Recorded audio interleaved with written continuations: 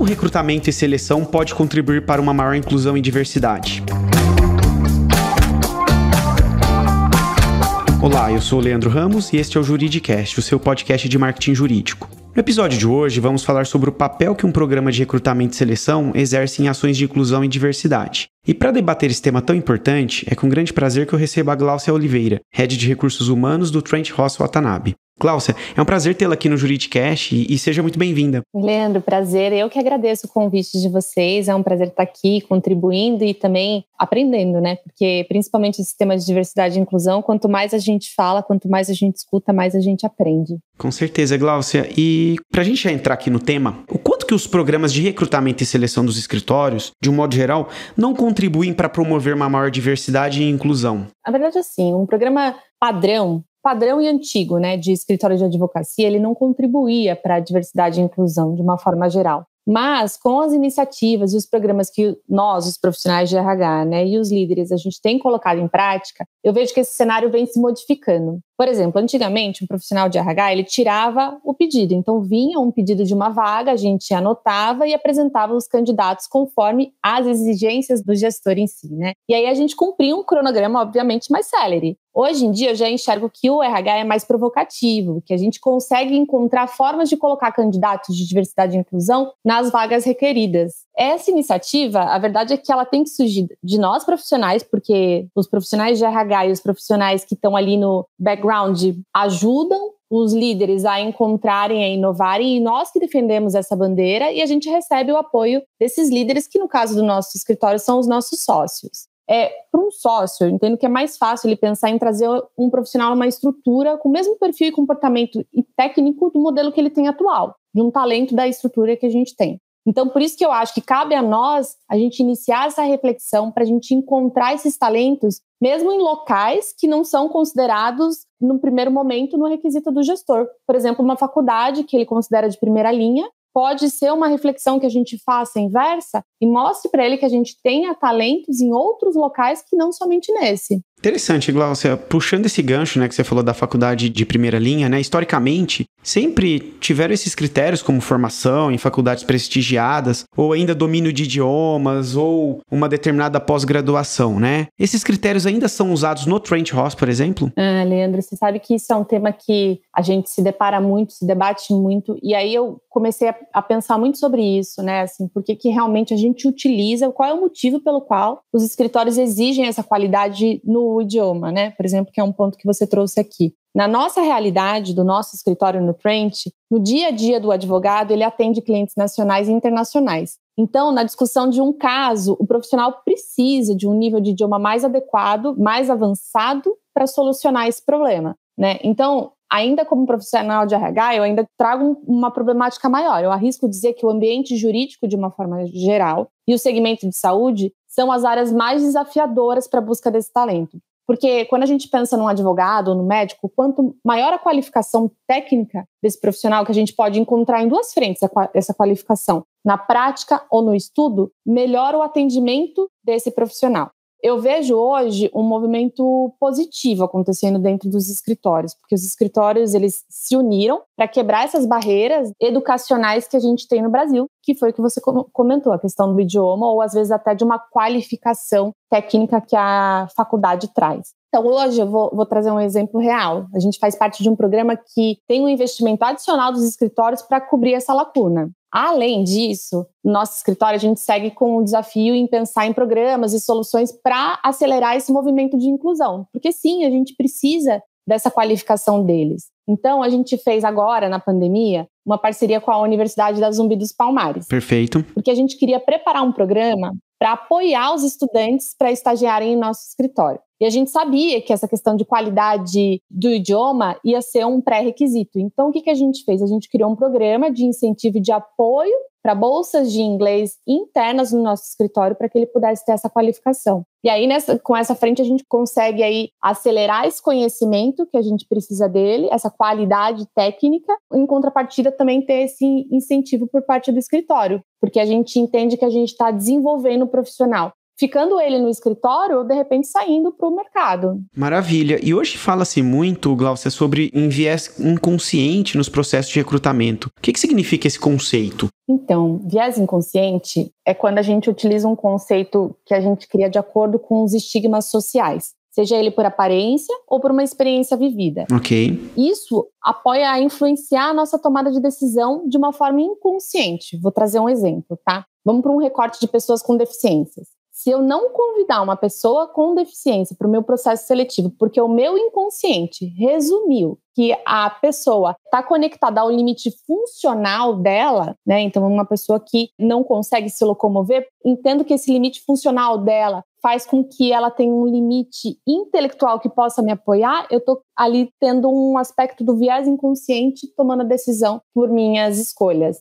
Antes de eu conhecer e avaliar a pessoa no conhecimento técnico ou na experiência, esse viés inconsciente chega antes e diz para mim, não, tem uma barreira, uma limitação aqui que esse profissional não vai conseguir alcançar. Então, outra alternativa possível também do viés inconsciente é se algum dia eu tive uma experiência ruim com alguma pessoa que tinha aquele aspecto do candidato. Então, uma mulher loira, né? Na minha infância ou no momento atual, eu passei por uma experiência ruim, isso vai induzir fazendo que o meu pensamento traga que a pessoa não é adequada para essa atividade, porque eu já tive uma experiência ruim no passado e meu viés inconsciente vai bloquear a possibilidade de eu ter uma interação ou escolher esse profissional, esse candidato para fazer parte do meu time. E se você acredita que um recrutamento às cegas pode reduzir esse viés? Com certeza facilita, mas um ponto importante, Leandro, que a gente precisa, assim como profissional de RH, garantir que esse processo seja feito em todas as etapas. Porque, por exemplo, nada adianta se eu ocultar informação durante o processo de seleção do currículo de um candidato e durante a entrevista o gestor fizer perguntas relacionadas às questões que trazem à tona esse viés. Perfeito. Exemplo, mas você ainda não é casada? Você pensa em ter filhos?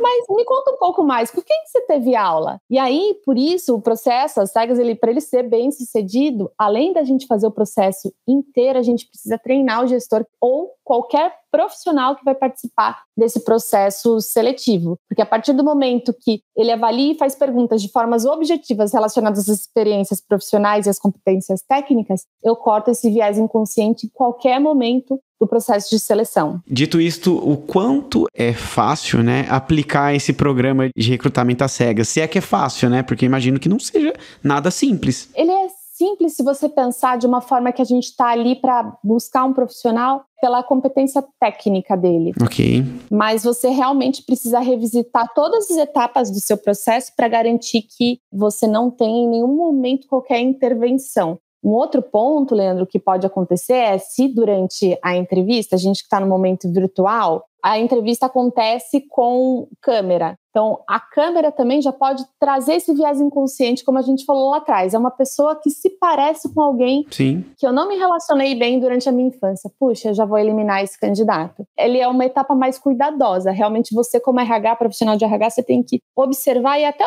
obter feedback do gestor de, puxa, mas por que você está declinando esse profissional nessa fase? O que te fez tomar essa decisão? E você tem que captar se foram aspectos técnicos, comportamentais ou alguma coisa relacionada a esse viés inconsciente. E Gláucia, pela sua experiência, para quem busca um processo de recrutamento e seleção mais diverso e inclusivo, quais são os critérios que você acha que poderiam ser eventualmente revistos? Eu acho que é um pouco do que a gente falou antes, assim, dessa flexibilidade nesses pré-requisitos de formação em idioma. Porque eu consigo apresentar bons candidatos se o gestor me der a chance de considerar outras faculdades, ou também ele ficar aberto com a competência do profissional ter facilidade nesse aprendizado do novo idioma. Esse recrutamento às cegas, nas políticas de desenvolvimento dos profissionais, nas políticas de recrutamento, podem ajudar muito a fazerem a gente ter um pouco mais de celeridade e realmente esse processo de recrutamento e seleção ser mais diverso. Tem um outro ponto importante que a gente tem tentado implementar e que a gente toma muita atenção no nosso escritório e a gente conta muito com o apoio do time de marketing para a gente fazer uma campanha de recrutamento, por exemplo, Leandro. É muito importante que as pessoas se reconheçam nas fotos, que as pessoas se reconheçam nos textos que estão escritos para o recrutamento. Então, eles precisam enxergar a representatividade da diversidade em toda a campanha de comunicação de uma vaga. E, no meu ver, o mais desafiador também é a gente ter meta. Então, a meta do recrutamento para que a gente consiga apresentar candidatos que apresentem as características dos recortes de diversidade. Hoje, no nosso escritório, a gente tem uma política que metade do nosso shortlist é quando a gente tem um grupo pequenininho de candidatos, né? Então, a gente define ali dos 10 candidatos, os 3 candidatos ou os 4 que ficam nesse shortlist, metade tem que ser desse recorte de diversidade e inclusão. Então, isso faz também com que a gente, como recrutamento, também tem essa responsabilidade no processo. Perfeito, Glaucia. E para quem ainda não se convenceu, quais são os ganhos que um escritório tem em ter uma equipe mais diversa? A gente pode falar do mais comum, que é a questão da inovação, né? Que realmente a gente consegue ver isso na prática. Hoje a gente percebe até em projetos, quando um profissional tem um olhar distinto na solução de um problema.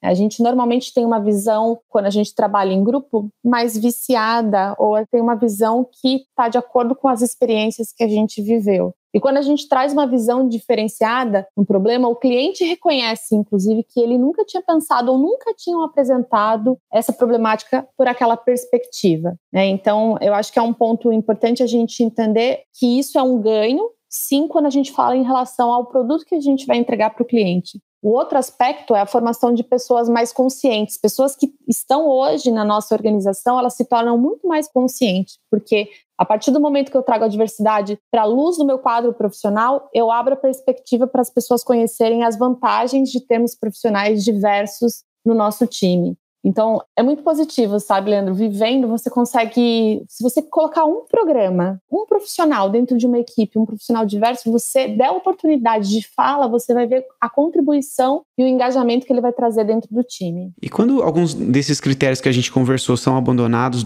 né, durante o processo de recrutamento e seleção, quais outras perspectivas o escritório acaba ganhando? Tem algum exemplo? Tenho. O conhecimento de novas competências, né, que por vezes não estão dentro do nosso escritório. Então, quando a gente se permite vivenciar essa diversidade, a gente se surpreende com a criatividade, com a capacidade, a iniciativa dos profissionais. Eles buscam formar soluções muito distintas, eles têm uma força e um engajamento que é muito legal, Leandro. Assim, a gente fez uma reunião e a gente colocou um estudante que estava nesse programa que eu mencionei que a gente fez. Olha, o programa a gente implementou em outubro do ano passado. Aí a gente fez uma reunião em meados de dezembro e a gente colocou uma das estagiárias que estava nesse programa, que foi um programa totalmente de inclusão. A gente colocou ela para falar num evento de final de ano, né, num fechamento que a gente tinha. E todo mundo, assim, os microfones ficaram fechados, era uma reunião virtual, todo mundo ficou impressionado, porque ela envolveu a atmosfera, falando das experiências que ela viveu, o quanto isso contribuiu para a vida dela, o quanto isso foi diferente, o quanto ela cresceu e ajudou os outros profissionais a crescerem, que a reunião ficou, assim, em silêncio depois que ela acabou, assim, ficou todo mundo muito emocionado e tocado, porque percebeu que como realmente, quando a gente traz a diversidade, quando a gente traz a inovação, faz com que a empresa tenha um clima diferente. Então, é muito positiva a experiência. E, Glaucia, imagina também que tenha um desafio grande, né, em lidar com eventual resistência interna, né, em se ter um programa de recrutamento e seleção mais inclusivo. Como lidar com isso? Leandro, eu não acredito na resistência sem dor, assim. Eu acho que essa resistência ela é a falta do contato ou é o medo do novo, né? A gente, como ser humano, a gente tem medo de mudanças, do novo. Então, a minha sugestão é, a gente tem que começar, a gente pode começar devagar, a gente pode encontrar as alternativas, as oportunidades, mas a gente tem que começar a trazer essa importância ou essa reflexão sobre a diversidade e inclusão. Foi assim que a gente fez o nosso programa, pensando que assim, a gente estava em plena pandemia, assim, todas as vagas, ou grande parte das vagas sendo questionadas se a gente ia abrir, não ia abrir, se a gente ia congelar. Ninguém sabia como ia ser o futuro, né? A gente pensou na pandemia inicialmente em 3 meses, aí quando a gente já viu que eram mais de 3 meses, a gente já não sabia mais como é que a gente ia se movimentar, como é que os clientes iam viver. E aí a gente encontrou ali uma oportunidade. Era o momento de colocar para dentro um programa que poderia beneficiar as pessoas que estão no mercado hoje e estavam buscando vagas, que eram os nossos estudantes de direito, com a nossa possibilidade de treiná-los, porque como a gente tinha um ganho virtual, que a gente tinha um ganho de tempo para treinar as pessoas, mesmo que virtualmente, a gente entendeu que ali era uma oportunidade. Então, o que eu diria é, comecem e busquem aliados. A liderança sempre tem gestores que são motivados a trazerem inovação, a pensar em formas diferentes de inclusão. A nova geração também, a gente sempre usa nossas reuniões com os estudantes de direito, que são os nossos estagiários, para a gente pensar em formas diferentes. Eles são tão inovadores, às vezes a gente pede para eles apoio de programas e eles criam ali realmente uma inovação que faz com que a gente pense de uma forma diferente, né? Que a gente se envolva de uma forma, de um ponto de vista que a gente não tinha olhado ainda. Igual você falou em começar, né? Uma dúvida que me veio aqui, uma questão, na verdade, né? Foi, para quem está pensando em construir um programa de diversidade e inclusão dentro do escritório, por onde começar, né? Na ótica do recrutamento? Puxa, isso é muito legal, Leandro, porque você sabe que isso é uma discussão contínua, né? Parece que quando a gente fala que a gente criou um programa, é um programa que a gente vai usar para sempre. E não. A gente, primeiro, eu acho que tem que observar se a gente quer a diversidade e inclusão como um todo. Então, se a gente vai considerar todos os recortes e pilares, e se sim, que é o que a gente está fazendo agora, a gente vai considerar todos os recortes, seja de pessoas com deficiência, seja relacionado à questão de gênero, LGBT, ou também de etnia. Se a gente for considerar todos esses recortes, é onde a gente vai buscar esses profissionais. Porque até um ponto, trazendo aqui um pensamento, onde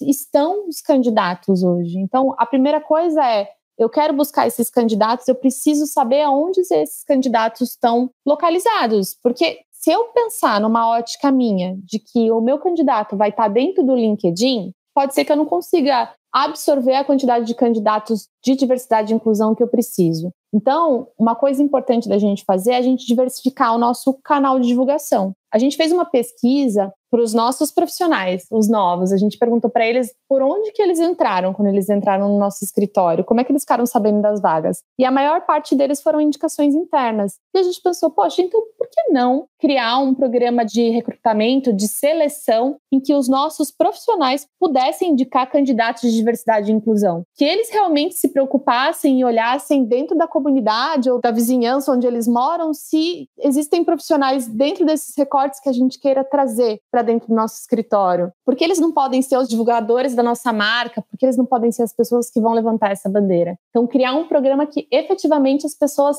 todas estejam comprometidas, que eu acho que isso que faz a diferença, para que realmente a diversidade e inclusão seja uma bandeira dentro da empresa. O segundo ponto, eu diria, que é a gente ter os líderes certos engajados. Então, não trazer essa frente só como uma frente de RH, porque eu acho que aí, Leandro, é onde mora a problemática, é quando a gente traz isso como uma responsabilidade do RH. E aí a métrica fica só focada no RH. Ah, mas o RH que não me trouxe candidatos. Ah, mas puxa, esse candidato também já não está aderente ao que eu esperava da vaga. Então, eu acho que essa flexibilidade tem que vir por toda a parte da empresa. E esse compromisso de fazer uma empresa mais diversa tem que ser de todo mundo. Então, eu acho que o programa ele tem que, primeiro, contemplar o que a gente quer, onde a gente quer focar e deixar todo mundo na mesma página. Que a partir do momento que a gente tiver os profissionais aqui dentro, que eu acho que esse é o grande desafio, todo mundo está comprometido para desenvolver. Então, todo mundo vai ajudar nesse processo com ideias, com